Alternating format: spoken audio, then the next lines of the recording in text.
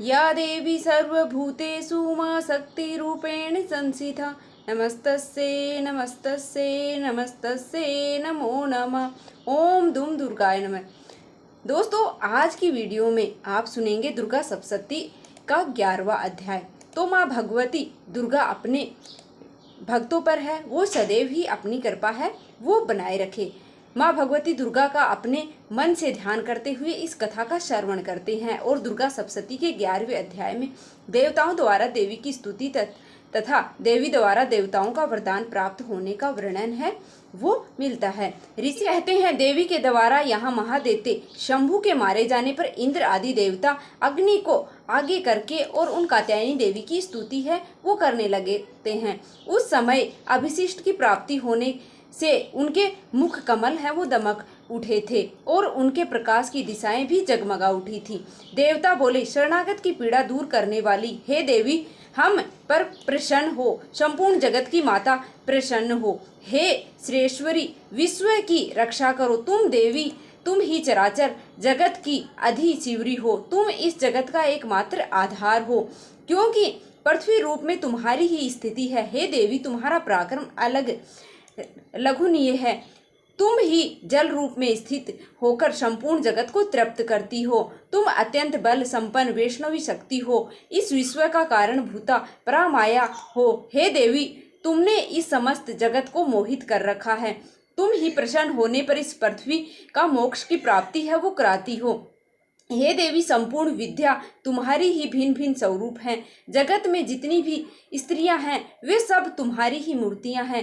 हे जगदम्बा, एकमात्र तुमने ही इस विश्व को व्याप्त कर रखा है। तुम्हारी स्तुति क्या हो सकती है। तुम तो स्वतः ही योग्य पदार्थों से परे एवं परावा हो। जब तुम सर्वस्वरूपा देवी, स्वर्ग तथा मोक्ष प्रदान करने वाली हो, तब इस रूप में तुम्हारी स्तुति हो गई। तुम्हारी स्तुति के लिए इससे अच्छी उदक्ति और क्या हो सकती हैं। बुद्धि रूप में सब लोगों के हृदय में विराजमान रहने वाली तथा स्वर्ग तथा मोक्ष प्रदान करने वाली हे नारायणी देवी, तुम्हें नमस्कार है। हे कला काष्ठा आदि के रूप में क्रमशः परिणाम अर्थात अवस्था परिवर्तन की ओर ले जाने वाली तथा विश्व को उपसंहार करने में समर्थ नारायणी, तुम्हें नमस्कार है। हे नारायणी, तुम सब प्रकार का मंगल प्रदान करने वाली हो अर्थात मंगलमय हो, कल्याण दयनी शिवा हो और सब पुरुषार्थ को सिद्ध करने वाली शरणागत वत्साला, तीन नेत्रों वाली एवं गौरी हो। तुम्हें नमस्कार है। तुम सृष्टि पालन और संहार की शक्ति भूता सनातनी देवी, गुणों का आधार तथा सर्वगुणमयी हो। हे नारायणी, तुम्हें नमस्कार है। शंख चक्र गदा और सारंग धनुष रूप उत्तम आयुध हो को धारण करने वाली वैष्णवी शक्ति रूपा नारायणी, तुम प्रसन्न हो। तुम्हें नमस्कार है। हाथ में भयानक महाचक्र लिए और दाढ़ हो पर धरती को उठाए हुए वराह रूप में धारिणी कल्याणमयी नारायणी, तुम्हें नमस्कार है। भयंकर निसंगार रूप में दैत्यों का वध करने के लिए उद्योग करने वाली तथा त्रिभुवन की रक्षा में संकलन करने वाली हे नारायणी, तुम्हें नमस्कार है।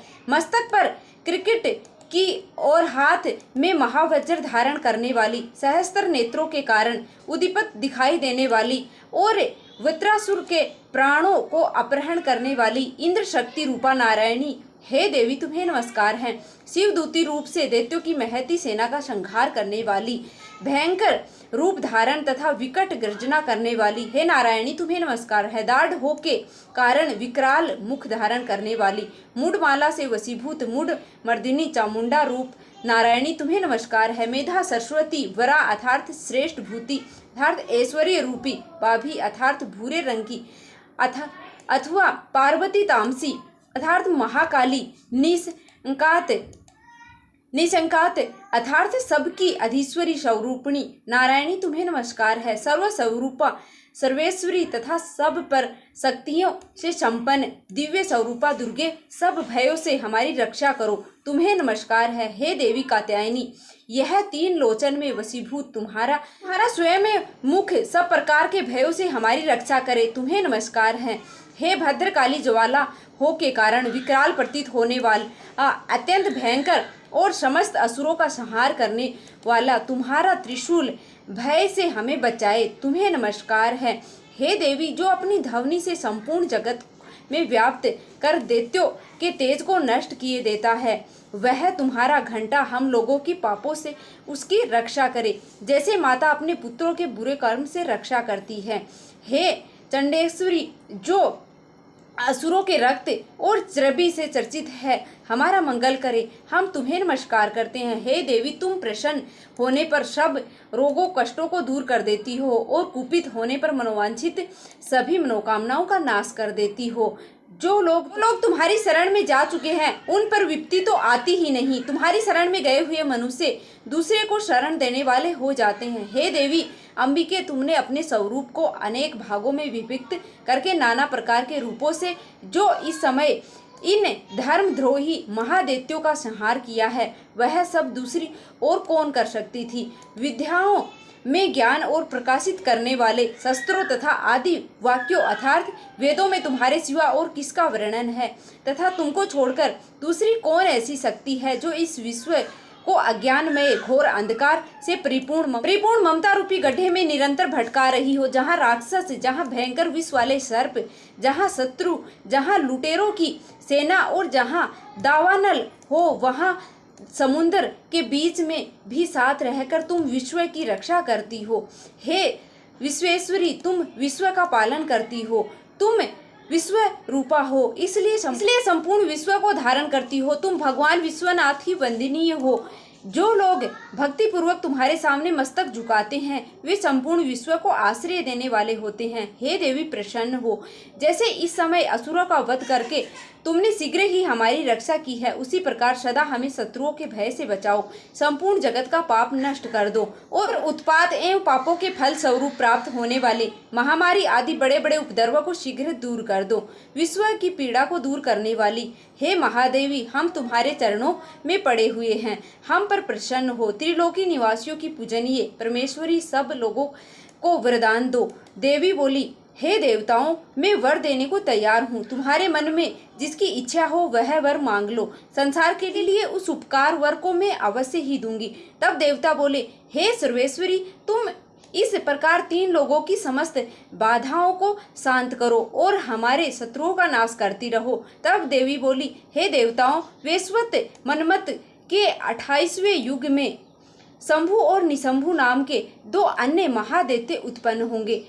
तब मैं नंद गोप के घर में उसकी पत्नी यशोदा के गर्भ से अवतरण होंगी और विंध्याचल में जाकर रहूंगी और उक्त दोनों के असुरों का नाश करूंगी। फिर अत्यंत भयंकर रूप से पृथ्वी पर अवतार लेकर मैं विप्र चित्त नाम वाले दानवों का वध करूंगी। उन भयंकर महादैत्यों का भक्षण करते समय मेरे दांत अनार के फूल की भांति लाल हो जाएंगे।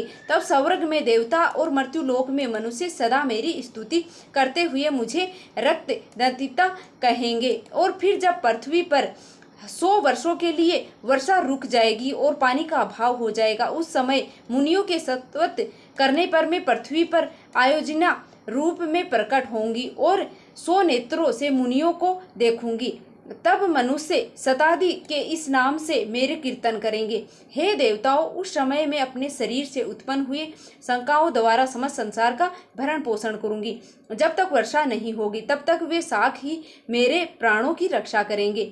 ऐसा करने के कारण पृथ्वी पर शाकंभरी के नाम से मेरी विख्याति होगी। उसी अवतार में मैं दुर्गम नामक महादैत्य का वध करूंगी। इससे मेरा नाम दुर्गा देवी के रूप में प्रसिद्ध होगा। फिर जब मैं भीम का रूप धारण करके और मुनियों की रक्षा के लिए हिमालय पर रहने वाले राक्षसों का भक्षण करूंगी, उस समय सब मुनि की भक्ति में नतमस्तक होकर मेरी स्तुति करेंगे। तब मेरा नाम भीमा देवी के रूप में विख्यात होगा। जब अरुण नामक दैत्य तीनों लोकों में भारी उपद्रव मचाएगा, तब मैं तीनों लोगों का हित करने के लिए 6 पैरों वाले असंख्यक ब्राह्मणों का रूप धारण करके उस महादैत्य का वध करूंगी।